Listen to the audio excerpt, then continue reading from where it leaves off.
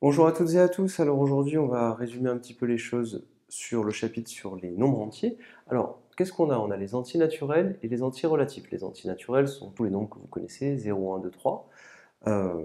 C'est un ensemble qui est noté n, comme ceci. Z, ce sont les entiers relatifs. Et vous avez les entiers qui sont les nombres positifs et négatifs, tout simplement.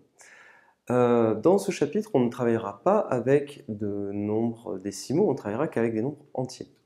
Alors, on dit que A divise B s'il existe un entier K tel que B s'écrive K fois A. Attention, K est un entier, et A est un entier, et B est un entier. Ça veut dire que B, on l'écrit plusieurs fois A. C'est ça l'idée. Le K qui est ici, et le A, tous les nombres qui sont là, sont des nombres entiers. Donc, quand il y a des élèves qui me disent « Oui, mais 2, ça divise 5 », ce symbole-là, il veut dire « divise », parce qu'ils me disent « Oui, mais 5, c'est égal à 2 fois 2,5 ». Eh bien non, parce que 2,5, ce n'est pas un nombre entier. D'accord? Donc ici, 2 divise 5, c'est faux. On raisonne qu'avec des nombres entiers. Faites bien attention. Dans ce cas, quand vous avez A qui divise B, eh bien ça veut dire que B, il est un multiple de A. Alors je vous donne un moyen mnémotechnique pour vous rappeler de ce qu'est un multiple. En fait, B est un multiple de A quand B est dans la table de multiplication de A. C'est-à-dire que B, il s'écrit A fois quelque chose. Voilà, c'est ça l'idée. Alors, ça, c'est très important, vous devez vraiment le savoir. Un nombre pair, ça s'écrit 2 fois un entier.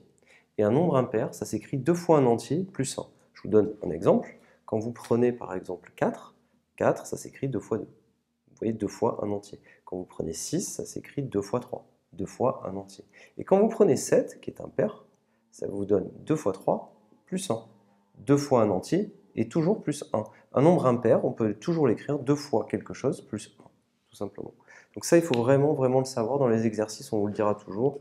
Soit A un nombre pair, eh bien immédiatement, vous pensez à l'écrire A égale 2 fois K.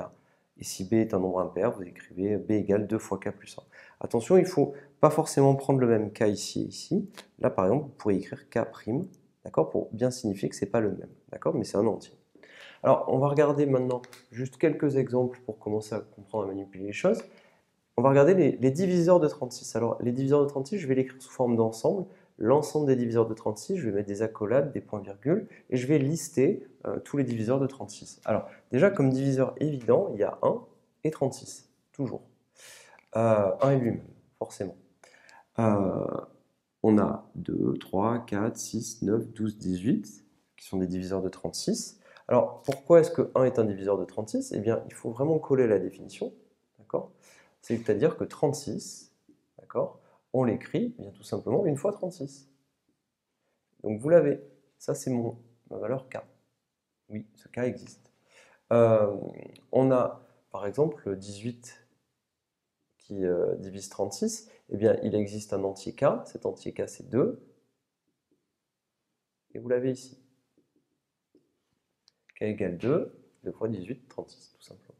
Donc, vous voyez qu'on colle parfaitement la définition. Donc, 36, bien, c'est une fois 36. On peut écrire 2 fois 18, 3 fois 12, 4 fois 9, 6 fois 6, 9 fois 4, 12 fois 3, 18 fois 2, 36 fois 1. 36 est un multiple de 12. 36, il s'écrit 3 fois 12.